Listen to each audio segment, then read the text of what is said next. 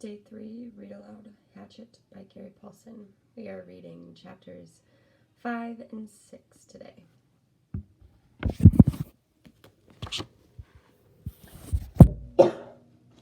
Chapter 5. His eyes snapped open, hammered open, and there were these things about himself that he knew instantly. He was unbelievably, viciously thirsty. His mouth was dry and tasted foul and sticky. His lips were cracked and felt as if they were bleeding, and if he did not drink some water soon, he felt that he would wither up and die. Lots of water, all the water he could find. He knew the thirst and felt the burn on his face. It was mid-afternoon, and the sun had come over him and cooked him while he slept, and his face was on fire, would blister, would peel, which did not help the thirst. He made it much worse. He stood, using the tree to pull himself up, because there was still some pain and much stiffness, and looked down at the lake. It was water, but he did not know if he could drink it. Nobody ever told him if you could or could not drink lakes. There was also the thought of the pilot, down in the blue with the plane strapped in the body. Awful, he thought. But the lake was blue and wet-looking, and his mouth and throat raged with the thirst, and he did not know where there might be another form of water he could drink. Besides, he probably swallowed a ton of it while he was swimming out of the plane and getting to shore. In the movies, they always showed the hero finding a clear spring with pure sweet water to drink of. But in the movies, they didn't have plane wrecks and swollen foreheads and aching bodies and thirst that tore at the hero until he couldn't think. Brian took small steps down the bank to the lake. Along the edge were thick grasses, and the water looked a little murky, and there were small things swimming in the water, small bugs. But there was a log extending about 20 feet into the water of the lake, a beaver drop from some time before, with old limbs sticking up almost like handles. He balanced on the log, holding himself up with the limbs, and teetered out past the weeds and murky water. When he was out where the water was clear and he could see no bugs swimming, he kneeled on the log to take a drink. A sip, he thought, still worrying about the lake water. I'll just take a sip.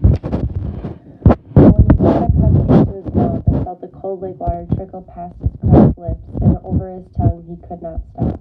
He had never, not even on long bike trips in the hot summer, been this thirsty.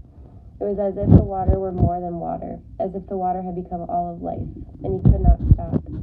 He stooped and put his mouth to the lake and drank, pulling it deep and swallowing great gulps of it. He drank until his stomach was swollen, until he nearly fell off the log with it.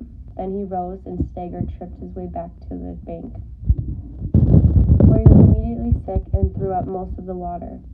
But his thirst was gone, and the water seemed to reduce the pain in his head as well, although the sunburn still cooked his face.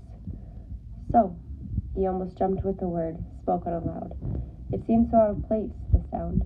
He tried it again. So here I am.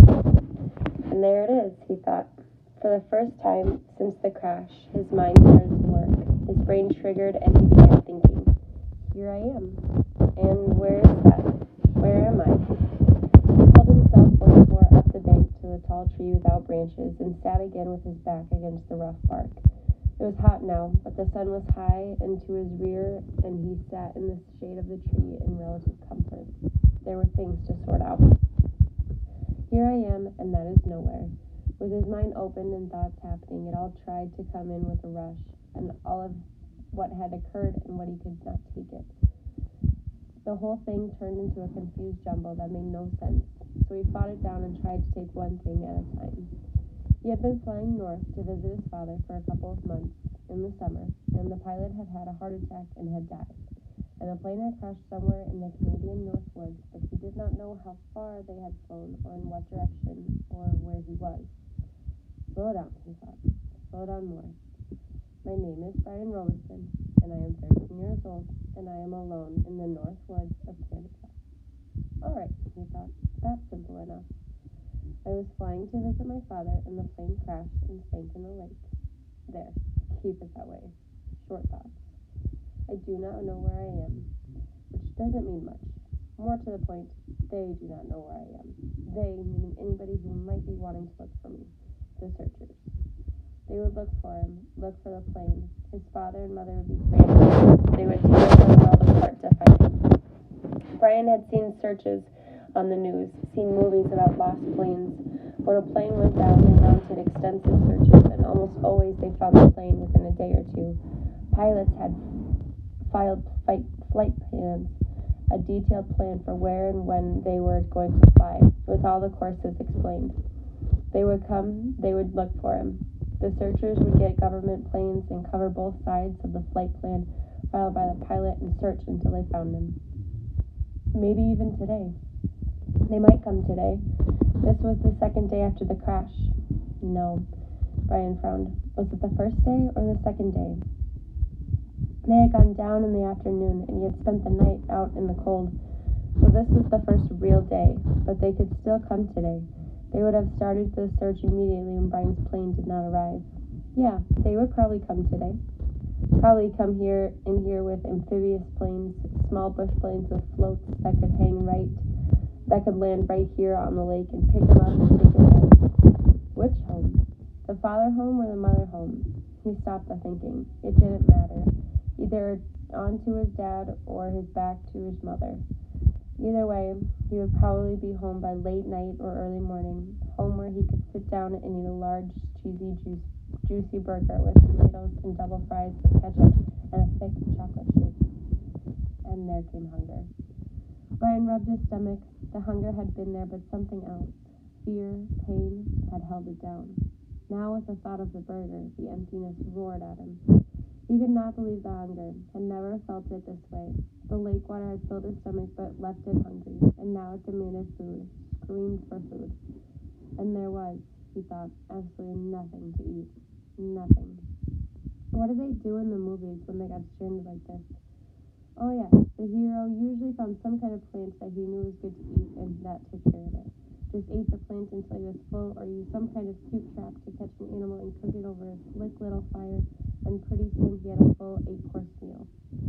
The trouble, Brian thought, looking around, was that all you could see was grass and brush.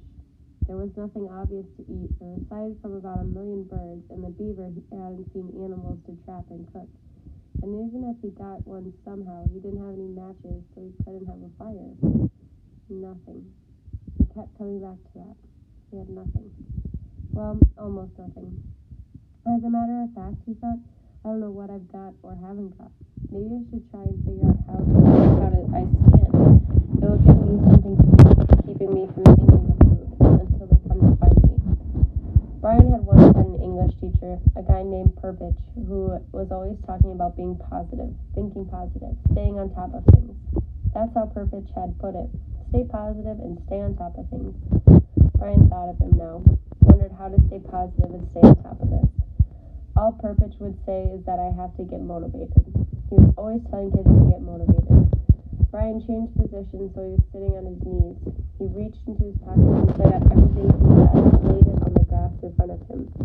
It was pitiful enough. A quarter, 3 dimes, a nickel, and 2 pennies, a fingernail clipper, a billfold with a $20 bill, in case you get stranded at the airport in some small town and have to buy food, his mother had said, and some odd pieces of paper. And on his belt, somehow still there, the hatchet his mother had given him.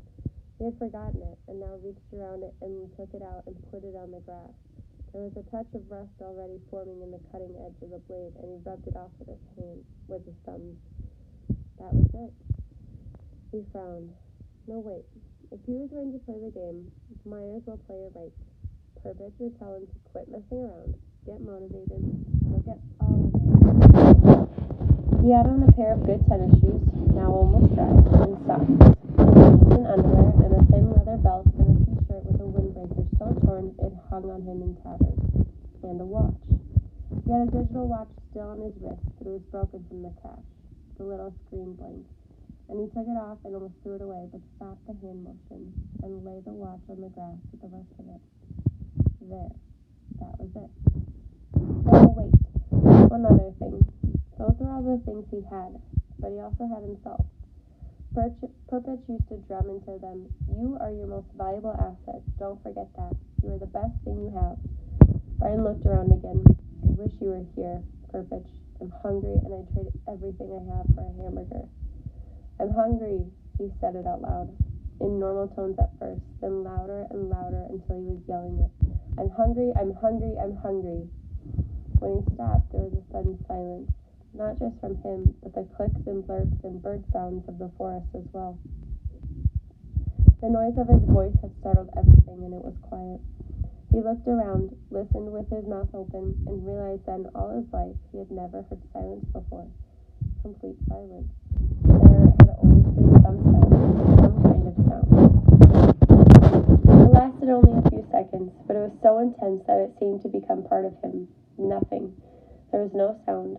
Then the birds started again, and some kind of buzzing insect, and then a chattering and a cawing, and soon there was the same background of sound, which left him still hungry.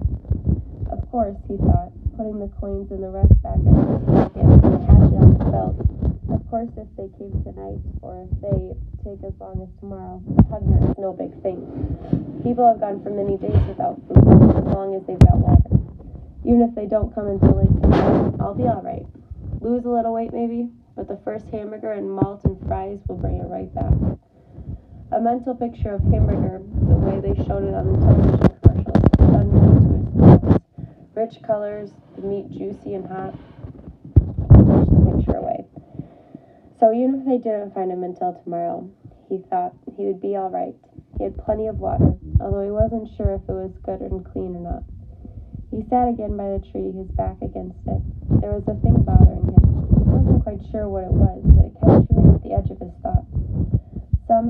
Something about the plane and the pilot that would change things. Ah, there it was.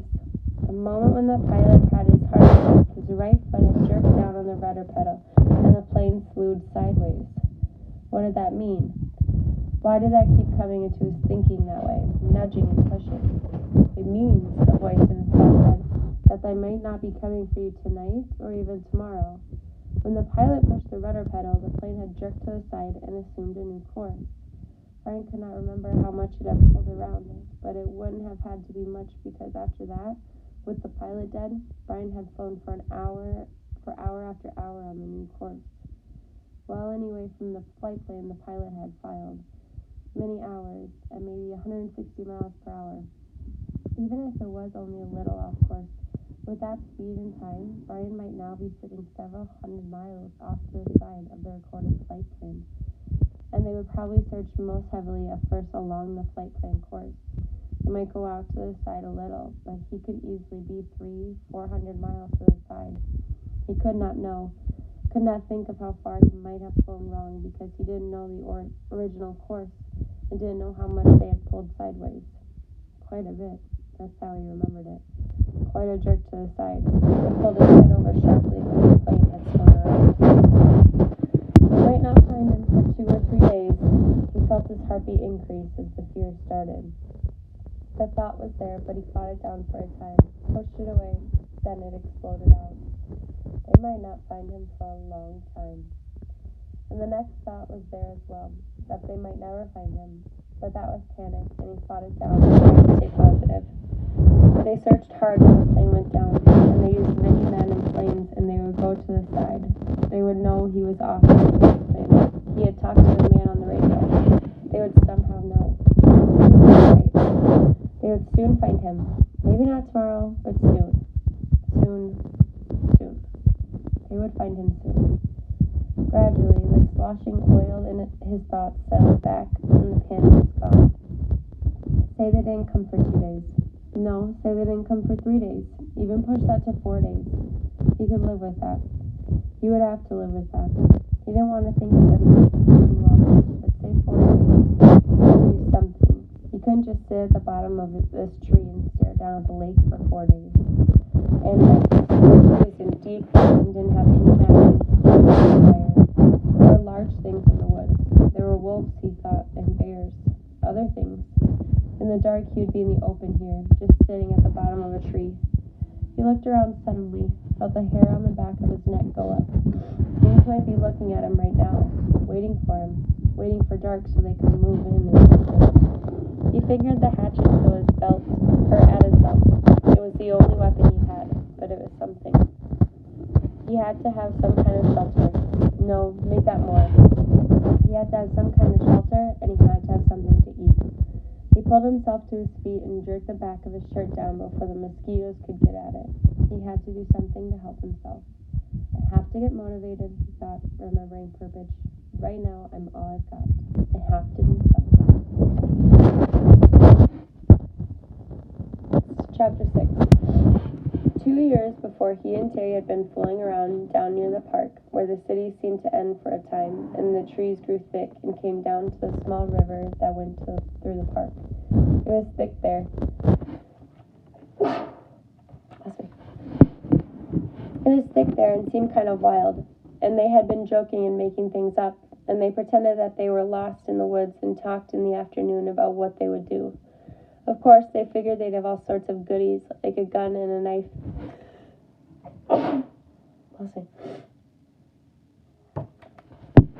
Of course, they figured they'd have all sorts of goodies, like a gun and a knife, and fishing gear and matches, so they could hunt and fish and have a fire. I wish you were here, Terry, he thought, with a gun and a knife and some matches. In the park that time, they had decided the best shelter was to lean to, and Brian sat down to make one up. Maybe cover it with grass or leaves or sticks, he thought, and he started to get down to the lake again, where there were some willows he could cut down for braces. But it struck him that he ought to find a good place for the lean-to, and so he decided to look around first. He wanted to stay near the lake because he thought the plane, even deep in the water, might show up to somebody flying over, and he didn't want to diminish any chance of him being found. His eyes fell upon the stone ridge to his left, and he thought at first he should build his shelter against the stone. But before that, he decided to check out the far side of the ridge, and that was where he got lucky. Using the sun and the fact that it rose to the east and set in the west, he decided that the far side was the northern side of the ridge. At one time, in the far past, it had been scooped by something, probably a glacier, and this scooping had left a kind of sideways bowl back in under a ledge. It wasn't very deep, not a cave, but it was smooth and made a perfect roof, and he could almost stand in under the ledge. He had to hold his head slightly tipped forward at the front to keep it from hitting the top. Some of the rock that had been scooped out had also been pulverized by the glacial action, turned into sand, and now made a small sand beach that went down to the edge of the water in front and to the right of the overhang. It was his first good luck. No, he thought, he had good luck in the landing, but this was good luck as well. Lucky.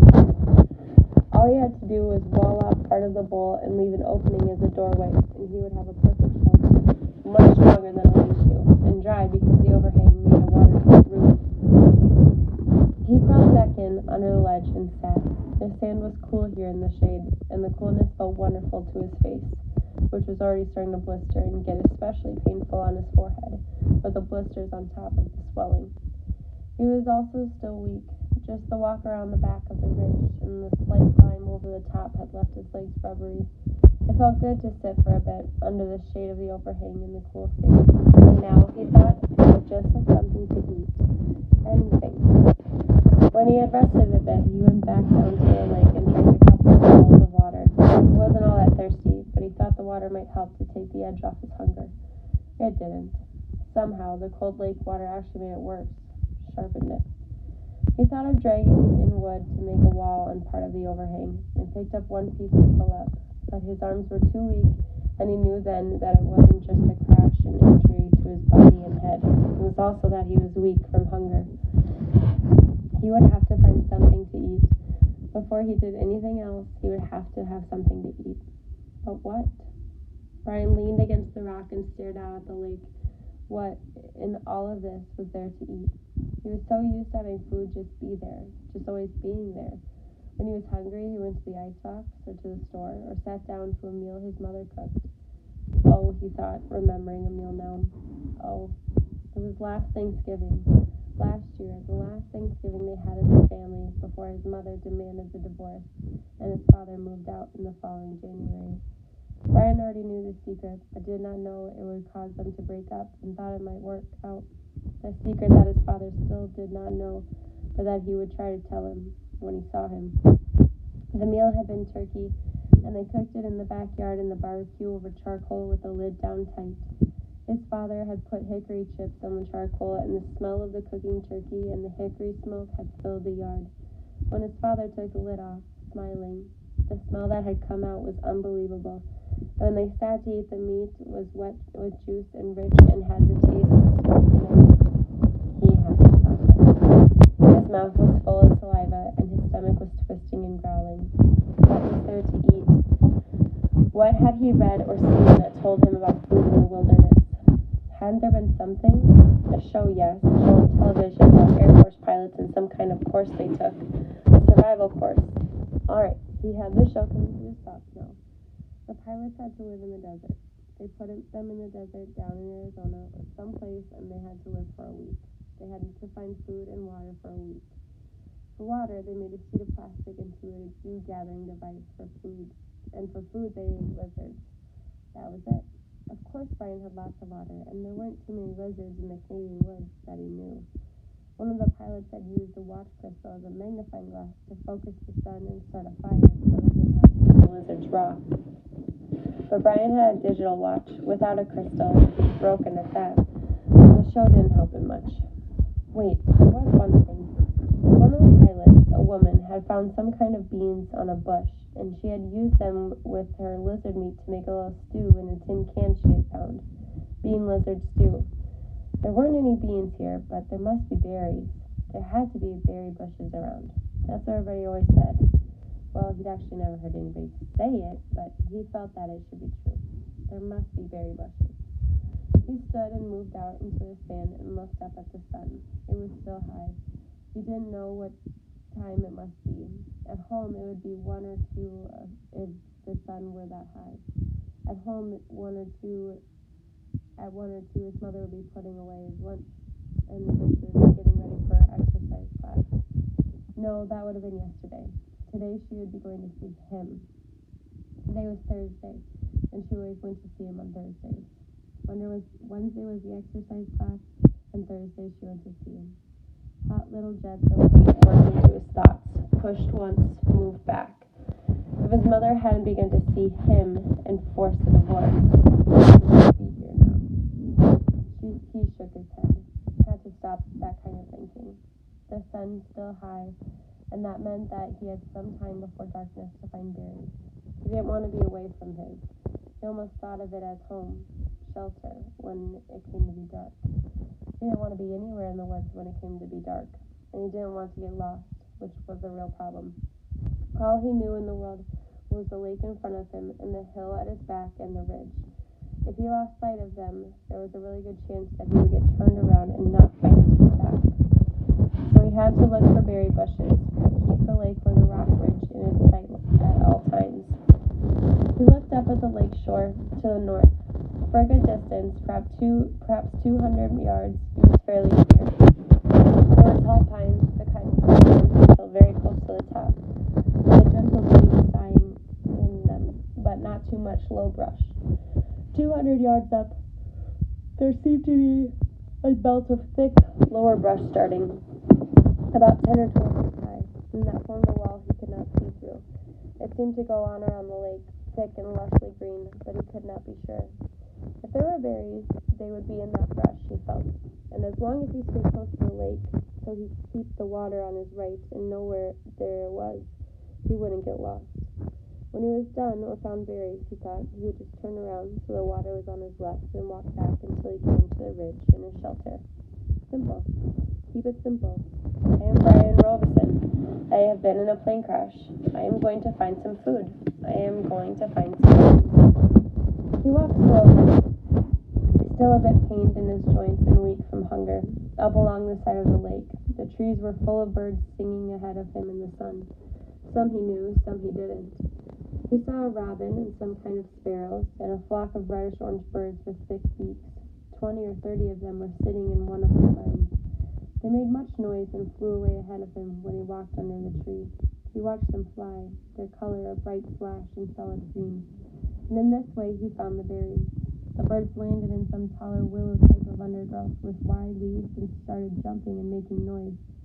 At first he was too far away to see what they were doing, but their color drew him, and he moved toward them, keeping the lake in sight on his right. And when he got closer, he saw they were eating berries. He could not believe it was that easy. It was as if the birds had taken him right to the berries. The slender branches went up about 20 feet and were heavy, drooping with clusters of bright red berries.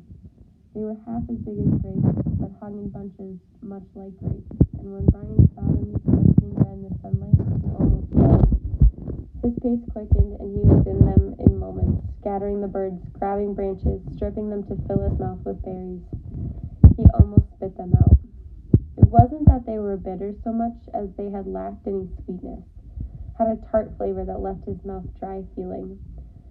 And they were like cherries in that they had large pits, which made them hard to chew. But there was such a hunger on him, such an emptiness, that he could not stop, and kept stripping the branches and eating berries by the handful, grabbing and jabbing them into his mouth, swallowing them. He could not stop, and when at last his stomach was full, he was still hungry. 2 days without food must have shrunken his stomach, but the drive for hunger was still there.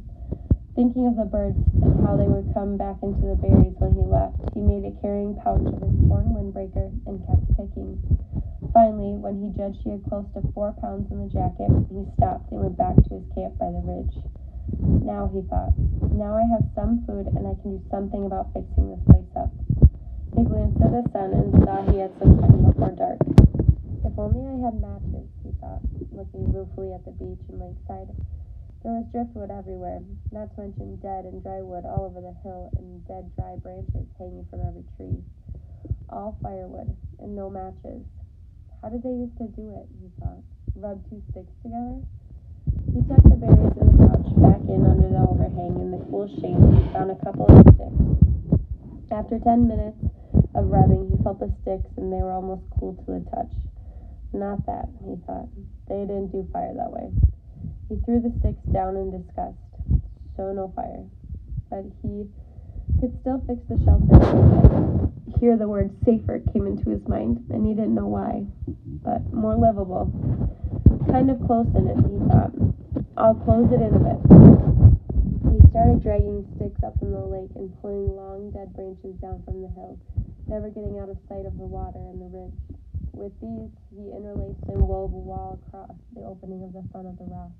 It took over 2 hours, and he had to stop several times because he still felt a bit weak, and once because he felt a strange new twinge in his stomach, a tightening, rolling. Too many berries, he thought. I ate too many of them. But it was soon gone, and he kept working until the entire front of the overhang was a covered save for a small opening at the right end, nearest the lake. The doorway was about 3 feet, and when he went in, he found himself in a room almost 15 feet long and 8 to 10 feet deep, with the rock wall sloping down at the rear. Good, he said, nodding. Good. Outside, the sun was going down, finally, and in the initial coolness, the mosquitoes came out again and clouded in on him. They were thick, terrible, if not quite as bad as in the morning, and he kept brushing them off his arms until he couldn't stand it, and then dumped the berries and put the torn windbreaker on. At least the sleeves covered his arms. Wrapped in the jacket, with darkness coming down fast, he crawled back in under the rock and huddled and tried to sleep. He was deeply tired and still aching some, but sleep was slowly coming and did not finally settle in until the evening cool turned to night cool and the mosquitoes slowed. Then, at last, with his stomach turning on the berries, he fell asleep.